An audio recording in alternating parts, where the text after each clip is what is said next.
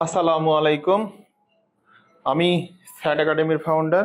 যে যেখান থেকে আজকের লাইভে যুক্ত আছেন বা হচ্ছেন, সবাইকেই ফ্যাট একাডেমির পক্ষ থেকে অনেক অনেক শুভেচ্ছা ও স্বাগতম। একই সাথে আপনাদের জন্য আমার পক্ষ থেকে রইল অগাধ ভালোবাসা। কেমন আছেন সবাই? আশা করি আল্লাহর রহমতে নিশ্চয়ই ভালো আছেন। যারা ইতিমধ্যে ক্লাসে যুক্ত হয়েছেন, কমেন্টে আমার সালামের উত্তর অবশ্যই দিবেন। একই সাথে ক্লাসকে প্রাণবন্ত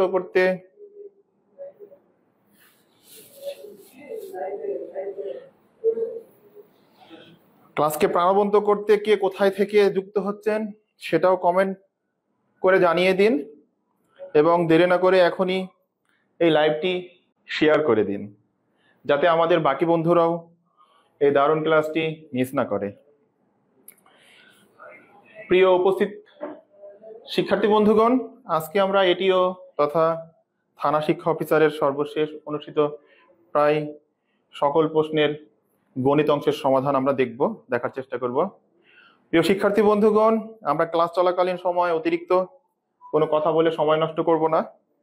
একটানা গণিতের সলভ ক্লাস দেখব, কারণ আগামীকাল পরীক্ষা। তাই আগে থেকে বলে রাখি, ক্লাস চলাকালীন সময়ে আপনারা যখনই গণিতের একটি একটি করে প্রশ্ন সলভ করব, আপনারা সাথে সাথেই কমেন্টে ডান লিখবেন। তো আসসালামু আলাইকুম, আবারও সালাম দিলাম।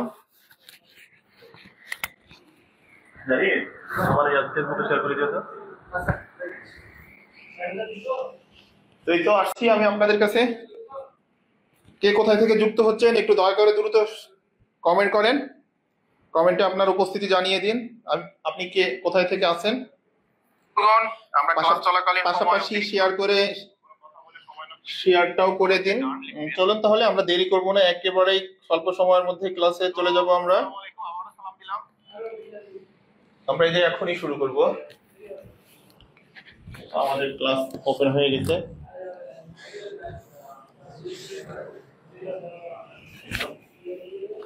দেখতে পাচ্ছেন এবং শুনতে পাচ্ছেন? লিজা আক্তার, আসসালামু আলাইকুম। নড়াইল থেকে ওয়ালাইকুম আসসালাম। লিজা, আপনি কেমন আছেন? নিঃসন্দেহে ভালো আছেন। আরো কে কোথা থেকে যুক্ত হচ্ছেন? সিন্ধু দাস, ভাইয়া কেমন আছো তুমি?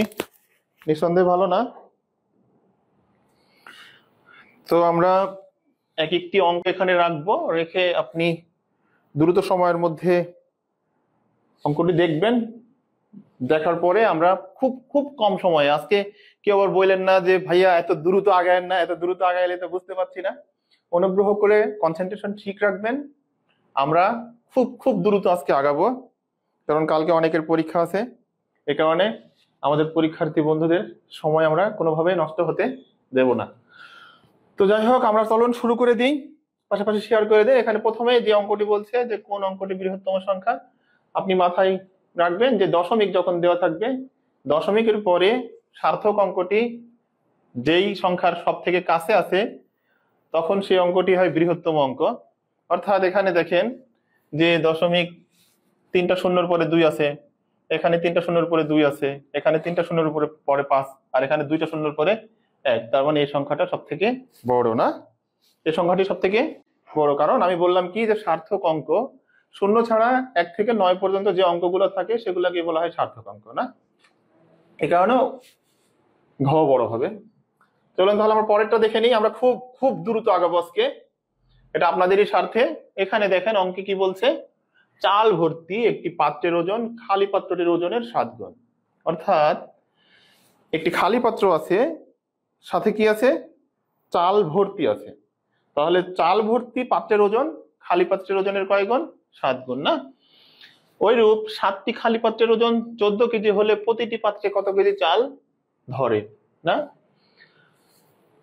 কি বলছে? ওইরূপ 7টি খালি পাত্রের ওজন যদি 14 কেজি হয়, না, তাহলে একটা পাত্রে কয় কেজি চাউল ধরে? তার মানে আমরা দেখতেই পাচ্ছি এখানে যে 7টার ওজন কত? 14 কেজি। তার মানে কি একটার ওজন কত কেজি হবে? একটার ওজন হবে একটা ওজন কত, খালি পাত্রের ওজন 2 কেজি না, তাহলে 2 কেজি। আর এখানে কয় গুণ, 7 গুণ না, তাহলে 7 দুগুণে কয় গুণ হইলো, 14 গুণ না, 14, 7 দুগুণে 14। তাহলে 14 থেকে যদি 2 বাদ দিই তাহলে কত পাচ্ছি, 12। এখানে দেখেন আবারও বলি আপনাদেরকে, এটা আমরা খুব খুব দ্রুত আজকের অঙ্কগুলো শেষ করে চলে যাব। তাই অন্যদেরকে যদি দেখতে দিতে চান বা হেল্প করতে চান তাহলে অবশ্যই লাইভটা এখনই দ্রুত শেয়ার করে দেন। তো এখানে দেখেন, এখানে কি বলছে যে খালি পাত্রের ওজন কত, খালি পাত্রটির ওজনের 7 গুণ না, তার মানে আর 14টার ওজন কত, সরি 7টির ওজন কত, 14 কেজি না, তাহলে 14/7 ইকুয়াল কত, 2। অর্থাৎ একটা পাত্রের ওজন হচ্ছে 2 কেজি, আর 2-এর 7 গুণ আবার করি, 2 গুণ 7, তার মানে কত পেলাম, 14 না। তাহলে এটা পাত্র সহ চাউলের ওজন 14, এখান থেকে কত বাদ দিব, 2 = 12। এটা উত্তর কত, 12। বুঝতে পারছেন কি? বুঝতে পারলে অবশ্যই অবশ্যই কমেন্টে জানান যে বুঝতে পারছেন কিনা। আমি আপনাদেরকে বোঝানোর জন্য শতভাগ চেষ্টা করব। এখানে হাবিবুর রহমান হানিফ ভাই আছে, কোথা থেকে, আসসালামু আলাইকুম স্যার, বগুড়া থেকে। ওয়ালাইকুম আসসালাম হাবিব ভাই, একটু কনসেন্ট্রেশন ধরে রাখবেন, তাহলে আমরা আজকে অনেক কিছু শিখতে পারবো। এখানে এই যে এই ধরনের টিপস গুলো আমাকে জেনে নিতে হবে। যে কি বলছে এখানে, যে 7 গুণ, তাই না, খালি পাত্র, চাল ভর্তি একটি পাত্রের ওজন খালি পাত্র থেকে 7 গুণ। আবার 14 কেজি কি বলছে, সাতটা পাত্রের ওজন, তার মানে একটা পাত্রের ওজন কয় কেজি, 2 কেজি।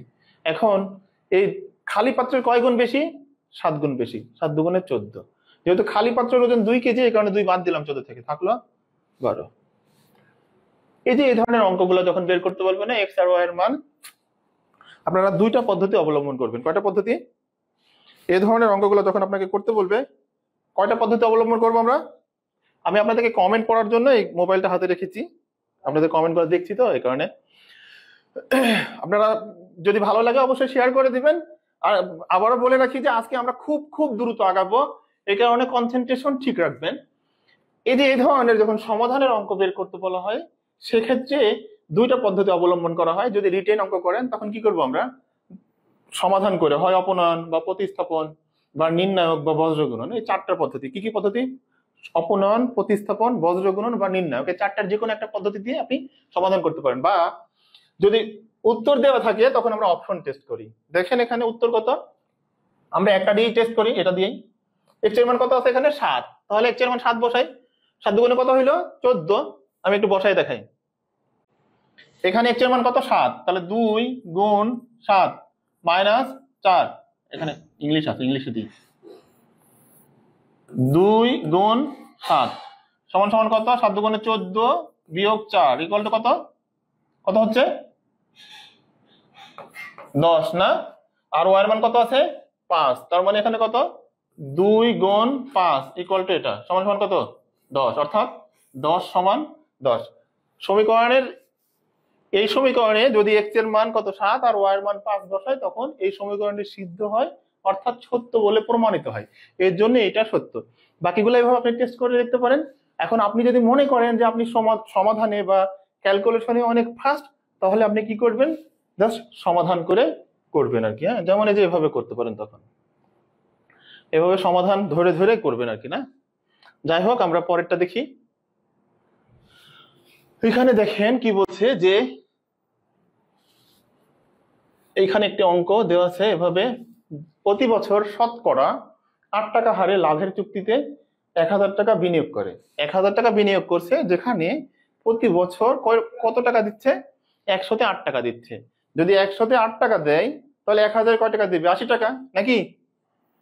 দেখেন এখানে অঙ্কটা কি বলছে, যে প্রতি বছর শতকরা 8 টাকা হারে লাভের চুক্তিতে এত টাকা বিনিয়োগ করেছে, 1000 টাকা বিনিয়োগ করেছে, প্রত্যেক শততে 8 টাকা করে তাকে দিচ্ছে, এই চুক্তি হচ্ছে। তাহলে প্রতি শততে 8 টাকা যদি হয়, তাহলে 1000 টাকা হবে কত টাকা, 80 টাকা। দেখা যাচ্ছে অঙ্ক, 80 টাকা না। এখন এই যে 80 টাকা লিখলাম, এই 80 টাকা। তো এখানে বলছে 2 বছর পরে বিনিয়োগ করে মোট কত টাকা লাভ পাবে, তাহলে 80 গুণ 2, তার মানে কত হলো, 160 না। এটা কি বুঝতে পেরেছেন? বুঝতে পারলে বুঝার সাথে সাথে অবশ্যই অবশ্যই ডান লিখবেন। আমরা খুব খুব দ্রুত সামনের দিকে আগাচ্ছি। এখানে আবারও বলি, দেখেন যে একজন ব্যক্তি বিনিয়োগ করছে কত পার্সেন্ট, 8% হারে বিনিয়োগ করছে, যেখানে সে মোট বিনিয়োগ করেছে কত, 1000 টাকা। তাহলে 100 যদি 8 টাকা হয়, তাহলে 8 10 কত, 80 টাকা। এভাবে 2 বছর পরে তাহলে 80 আর 2 কত, 80 দুগুণে 160। বুঝতে পেরেছি আমরা। আমরা পরেরটাই দেখি। দেখেন এখানে, দেখেন এখানে বলছে একটি সরল রেখা 3 আর 5 এই বিন্দুতে, 3 আর 5 এই বিন্দুতে কি করে, আচ্ছা ওটা ওপেন করে দাও। আচ্ছা ঠিক আছে, একটু ইন্টারাপশনের জন্য আন্তরিকভাবে দুঃখিত। এখানে দেখেন একটি সরলরেখা 3 আর 5 বিন্দু দিয়ে যায়। এইখানে একটা বিষয় হচ্ছে যে একটি সরলরেখা ওই বিন্দু দিয়ে যাচ্ছে, ওই বিন্দু দিয়ে যাচ্ছে মানে ওই সরলরেখা ওইটা একটা সমাধান। যেমন আমি আপনাকে দেখাই, এই যদি একটা সরলরেখা হয় না, সরলরেখা, এটা একটা সরলরেখা, এই সরলরেখা একাধিক হাজার হাজার হাজার হাজার বিন্দু দিয়ে কি হয়, এটা সরলরেখা তৈরি হয়। অর্থাৎ এখানে একটা বিন্দু আছে, তো বিন্দু যদি দিক পরিবর্তন না করে একদিকে চলতে থাকে তখন এটা কি হয়ে যাবে, সরলরেখা হবে। এই সরলরেখার উপরে একটা বিন্দু আছে, তার মানে ওইটা ওই সরলরেখার কি সমাধান। তার মানে 3 আর 5 এই যে কোনো একটা সমীকরণের সমাধান। আমরা কিছুই করব না, আমরা জাস্ট কি করব, 3 আর 5 এই সমীকরণগুলোতে বসাবো। বসায় যদি বাম পক্ষ আর ডান পক্ষ সমান হয়ে যায় সেটাই কি হবে, উত্তর। কিন্তু আমি যেটা সহজে বললাম, এই অঙ্কটা এত সহজ না, কারণ কালকে আমাদের পরীক্ষা, এই কারণে এত সহজে করলাম। এটা অ্যাকচুয়ালি কোনো বিন্দু তৈরি হতে গেলে একটা এক্স অক্ষ লাগে আর একটা কি লাগে, অক্ষ লাগে, ওয়াই অক্ষ। এটা এক্স, জাস্ট একটু দেখাই দিই, এটা এক্স ড্যাশ, এটা ওয়াই, আর এটা ওয়াই ড্যাশ, আর এটা ও বিন্দু। এখানে বলছে 3 আর 5 বিন্দু দিয়ে যাচ্ছে, তার মানে 1 2 3, 1 2 3 4 5, অর্থাৎ এদিক থেকে এই বিন্দুটা দিয়ে যাচ্ছে। এদিক দিয়ে এমন ভাবে যাবে যেমন এক্স অক্ষ থেকে যে দূরত্ব, ওয়াই অক্ষ থেকে সেই দূরত্ব। এটা সমান সমান জানি আমরা x by a plus y by b equal to 1। আমরা তো এভাবে অঙ্ক করতেছি না এখন, এত হাই ডিটেলস আলোচনা করলে আপনার মাথা নষ্ট হয়ে যাবে। কিছুই না, আপনি জাস্ট মাথায় রাখবেন যে কোনো বিন্দু দিয়ে যখন সরল রেখা যায় সেটাই হচ্ছে ওই সরল রেখার সমাধান। তাহলে এখানে দেখেন কোনটার মধ্যে বসাইলে সমীকরণটা মিলবে। 3 এর মান কত, আমরা সরাসরি উত্তরটা দেখি তাহলে বুঝবেন। এ দেখেন x minus y plus 2 equal to কত, 0। এক্স এর মান কত, এখানে প্রথমে এই বিন্দুটাতে এক্স অক্ষ আর ওয়াই অক্ষ দুইটাই থাকে, প্রথমটাকে বলা হয় এক্স, পরেরটাকে কি বলা হয়, এক্স এর মান 3, 3 বিয়োগ কত 5 মাইনাস 2, এখানে দেখাই, অর্থাৎ 3 বিয়োগ 5 যোগ 2, আমারটাতে শেয়ার করেছ, সমান সমান কত, 5 বিয়োগ 5 সমান সমান 0, অর্থাৎ বাম পক্ষ 0 হইল। এটাই সমীকরণের সমাধান। আবারও বলে রাখি, যদি কোনো বিন্দু দিয়ে একটি সরল রেখা যায়, যে বিন্দুতে কি কি থাকে, এক্স অক্ষ থাকে আর ওয়াই অক্ষ থাকে, যার মান প্রথমটাকে বলা হয়, ওটাকে বলা হয় স্থানাঙ্ক, অ্যাকচুয়ালি এক্স আর ওয়াই থাকে, তখন আমরা ওই সমীকরণে ওই মানটা বসিয়ে দিলে সমীকরণ সিদ্ধ হয়। বুঝতে পেরেছেন তো মনে হয়? না বুঝতে পারলে অবশ্যই ডান দিয়ে দেন, কারণ এটা ডিটেলস, এটা কিন্তু এত সহজ না, এটা ডিটেলস একটি অঙ্ক। আমি এর আগে দেখাইলাম, এর শেষ কারণে, এই কারণে আমি এত ডিটেলস আলোচনা করছি না। তারপরে পরেরটাই যায়, পরেরটাই দেখেন, এটা কি বলছে যে কোনো কিছু ধরা যাক, জনসংখ্যা, দেখেন কি বলছে, কোনো কিছু ধরা যাক, ব্র্যাকেটে কি বলছে, ধরা যাক জনসংখ্যা বৃদ্ধির ধারা যদি, যদি কত হয়, এটা একটু নামেই রাখতে হইতো, যদি, ইন্টারাপশনের জন্য আবারও আন্তরিকভাবে দুঃখিত, বৃদ্ধির ধারা যদি 2 4 8 16 32 ইত্যাদি হয়। আমরা দুই ধরনের ধারা শিখেছিলাম, একটি হচ্ছে সমান্তর ধারা, আরেকটি কি গুণোত্তর ধারা। না, গুণোত্তর ধারা সেটাই হচ্ছে জিওমেট্রিক হার। সেটা কি, জিওমেট্রিক হার। যদি যে কোনো পদ থেকে আগের পদের ভাগ করলে রেশিও কি হয়, সমান হয়, অর্থাৎ অনুপাত যদি সমান হয় তখন আমরা সেটাকে বলা হয় কি, জ্যামিতিক হার বলবো। কিভাবে দেখেন, এখানে আমি একটু জাস্ট বলে দিই। যেমন মনে করেন 1 3 5 7, প্রতি ক্ষেত্রে কত করে বাড়তেছে, 2, প্রতি ক্ষেত্রে কত বিয়োগ করলে 2 বাড়ছে, এটাকে কি বলা হয় তাহলে, গাণিতিক হার।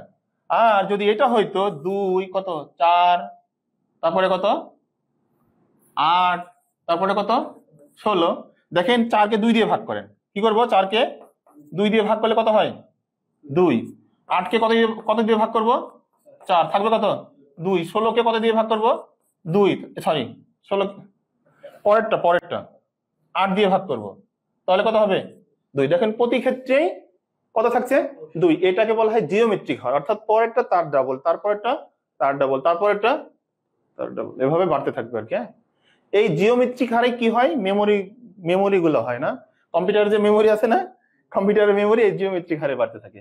তো ঠিক আছে, আমরা মনে হয় এটা বুঝতে পেরেছি না পারে নাই।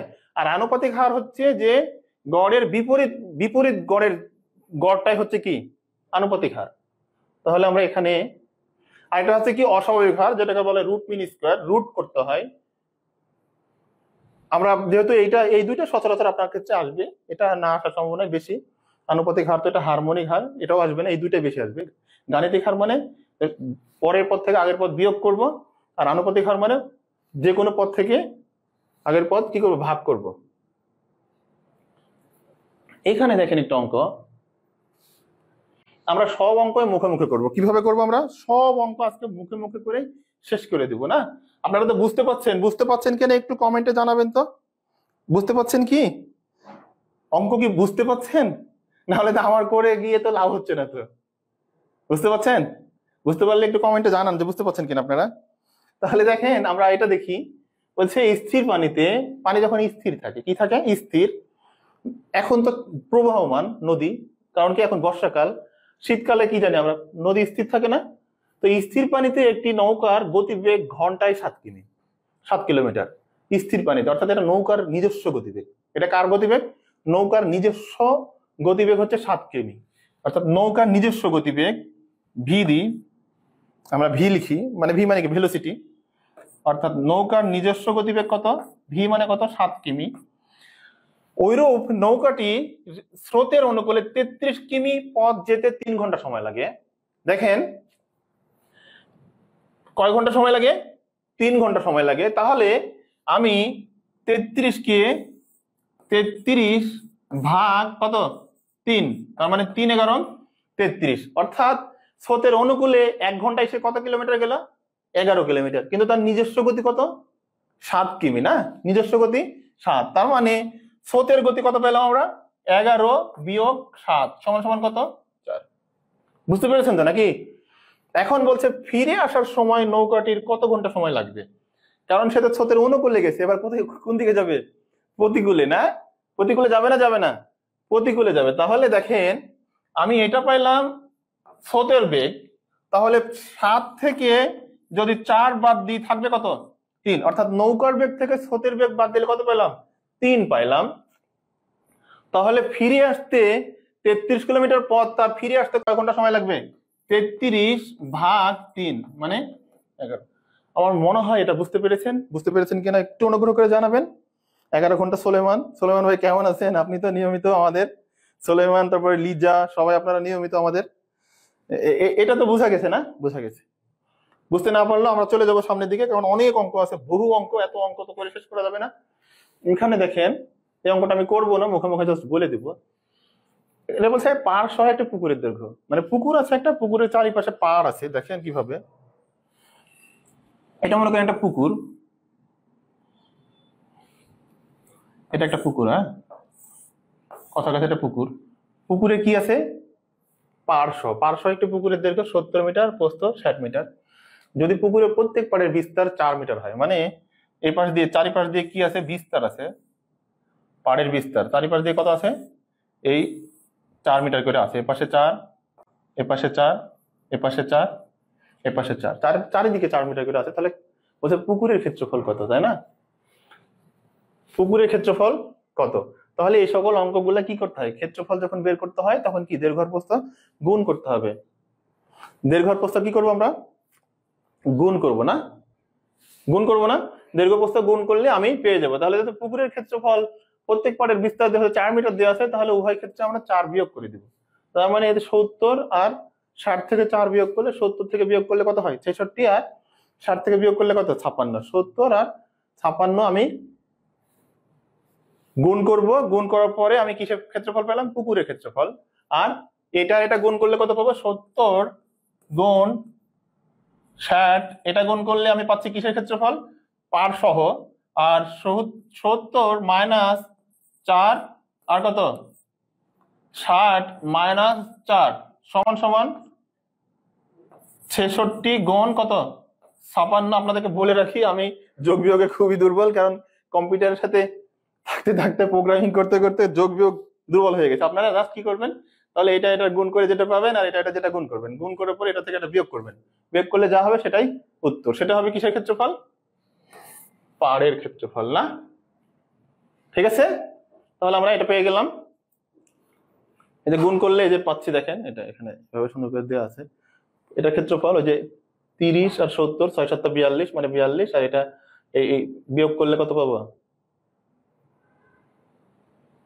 প্রস্থ প্রত্যেক, ও আচ্ছা হ্যাঁ ঠিক আছে, 2 তো এই পাশে 2 ও পাশে 2 ঠিকই আছে, ওটা ভুল হয়ে গেছে।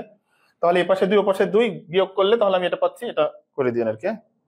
এটা তো বুঝতে পারছেন, মানে পুকুরের, আবারও দেখে আপনাকে এখানে একটু দেখে নেন, এটা দেখেন, এটা তো পুকুর, পুকুরের চারিপাশে কি আছে? পাড় আছে। এ পাশে 4, এ পাশে কত?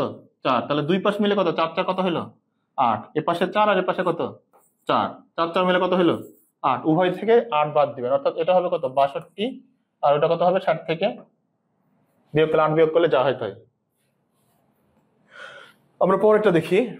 এখানে দেখেন এই ধরনের অঙ্ক তো আমাদের এমনিই পারি, আমরা মান নির্ণয়ের অঙ্ক তো আমরা এমনিই পারি, পারি না? মান নির্ণয়ের অঙ্ক, এই ধরনের অঙ্কগুলো আমরা সংক্ষেপে যেটা সূত্র সাহায্যে করবো, একেবারে সংক্ষেপে করব, কারণ সব সময় তো আর ডিটেলস করবো না আমরা। এই ধরনের ক্ষেত্রে আমরা জাস্ট লিখি কি m² - 2, অর্থাৎ 4 4 4 4 16 বিয়োগ 2 সমান সমান কত হবে? 14 না? 4² বিয়োগ 2 সমান সমান 4 4 16 বিয়োগ 2 সমান সমান 14। যদি ভুল হয় অবশ্যই জানাবেন। এটা ঠিক আছে না? ঠিক ঠিক লিখলাম? ঠিক লিখেছি না? এখানে তাহলে কি লিখলাম, যে এই ধরনের যখন সূত্র থাকে, যদি এখানে প্লাস থাকে তখন m² মাইনাস কি হবে? 2 হবে, আর যদি এটা যদি মাইনাস থাকতো তখন এটাকে লিখতাম প্লাস। তার মানে 16 আর 2 কত হইতো তখন? তখন হয়তো 16 আর 2 এটা কত? 18। ঠিক আছে, তাহলে এটা যদি মাইনাস থাকতো তখন এটা হয়তো প্লাস, হ্যাঁ, আর যদি প্লাস এখন এটা মাইনাস, তার মানে 16 বিয়োগ 2 থাকলে 14। এটা বুঝতে পেরেছেন? যদি বুঝতে পারেন সাথে সাথে ডান দিয়ে দিবেন। পরেরটাই দেখি, তাই না? এটা অঙ্ক, বিন্যাস সমাবেশের একটা অঙ্ক আসছে এখানে, দেখেন বিন্যাস সমাবেশ। এই যে বিন্যাস সমাবেশ, একটা হয় বিন্যাস আর একটা হয় সমাবেশ। এখানে দেখেন বলছে এত শব্দটির স্বরবর্ণগুলোকে একত্রে রেখে সব কয়টি বর্ণকে সম্ভাব্য কত উপায়ে সাজানো যায় তার সংখ্যা হচ্ছে কত? এটা দেখেন শব্দটির স্বরবর্ণগুলোকে একত্রে রেখে, কি বলছে এখানে? স্বরবর্ণগুলোকে একত্রে রেখে সব কয়টি বর্ণকে সম্ভাব্য যত উপায়ে সাজানো যায়। এদের সাজানোর যে অঙ্কটা না, এটা হচ্ছে বিন্যাস। বিন্যাস আর কি জানি আমরা? সমাবেশ।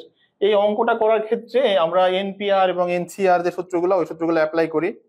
এখানে যে সূত্রটা হবে, দেখেন এখানে SCIENC, এখানে 1টা 2টা 3টা 4টা SCIENCE, ঠিক আছে না? শব্দটির স্বরবর্ণগুলোকে একত্রে রেখে সব কয়টি বর্ণকে সম্ভাব্য কত উপায়ে সাজানো যায়। এই সূত্রকে কে বলতে পারবে বলেন তো? যেমন বিন্যাসের সূত্র আমরা কি জানি? NP আর না, আর কম্বিনেশন যখন হয়, সমাবেশ হয়, তখন হচ্ছে NC আর factorial n divided by factorial n minus r. আমরা কি জানি? ফ্যাক্টরিয়াল n ডিভাইডেড বাই, এই সূত্রটা এটা জানি, NP r equal to factorial n divided by factorial n minus r. এটা এভাবেও লিখতে পারি, অথবা আমরা ফ্যাক্টোরিয়াল এভাবেও দিতে পারি, না? n মাইনাস r এভাবেও দিতে পারি। তাহলে এখানে দেখেন, এখানে মোট কয়টা বর্ণ আছে? 1 2 3 4 5 6 7, তাই তো? তার ভিতরে স্বরবর্ণ আছে 1টা 2টা আর কয়টা? সরি, এটা না তো, 1টা 2টা 3টা, ঠিক আছে না? এখন স্বরবর্ণগুলোকে যদি আমরা একটা মনে করি, দেখেন বলছে স্বরবর্ণগুলোকে একত্রে রেখে, স্বরবর্ণগুলোকে একত্রে রাখছে না? তার মানে 3টা স্বরবর্ণকে যদি আমরা একটা মনে করি, 3টা স্বরবর্ণকে কয়টা মনে করব? এখানে স্বরবর্ণ কি কি আছে? I E R E, 3টা স্বরবর্ণকে একটা মনে করব। একটা মনে করলে পাচ্ছি কয়টা আমরা? দেখেন SC তারপরে N C R I E R E, এই তিনটা আমরা একত্রে একটি মনে করে নিচ্ছি। এই তিনটা কি একটি, এই একটা দুইটা তিনটা চারটা পাঁচটা, পাঁচটার মধ্যে দেখেন সি সি আছে দুইবার, সি কয়বার আছে দুইবার, অর্থাৎ এটা সূত্র হচ্ছে ফ্যাক্টোরিয়াল 5 ডিভাইডেড বাই ফ্যাক্টোরিয়াল 2, এই তো না।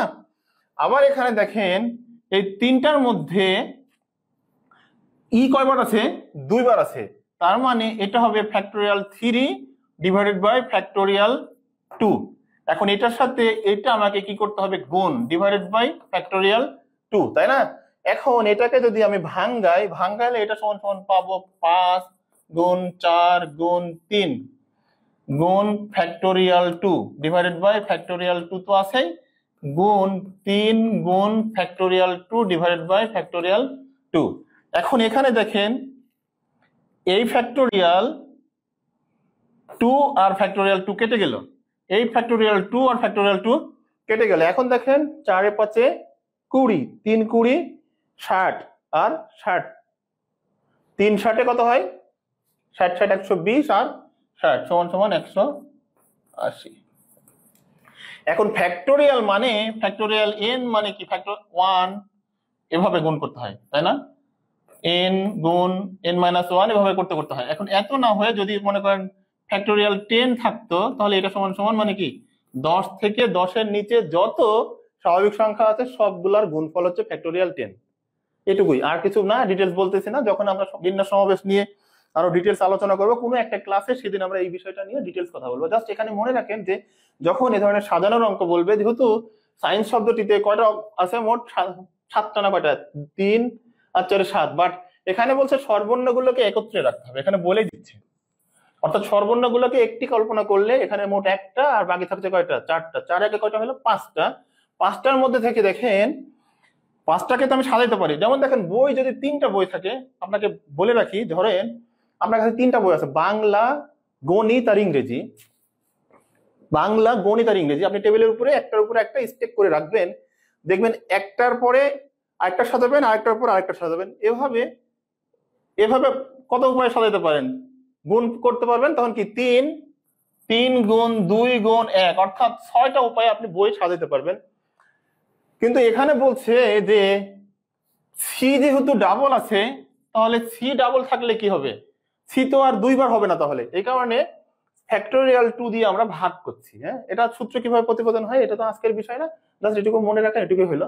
তাহলে আবারও বলে দিই, যেহেতু এখানে 5টি পণ্য আমি ধরলাম, 5টির মধ্যে 2টি হচ্ছে একই রকম, এই কারণে ফ্যাক্টোরিয়াল 2 করলাম, ফ্যাক্টোরিয়াল 5 বাই ফ্যাক্টোরিয়াল 2, আর 3টির মধ্যে আবার ই আর ই যেহেতু একই রকম, এই কারণে ফ্যাক্টোরিয়াল 3 বাই ফ্যাক্টোরিয়াল 2। এটা দুইটার গুণফল যেটা হচ্ছে সেটা হচ্ছে উত্তর 180।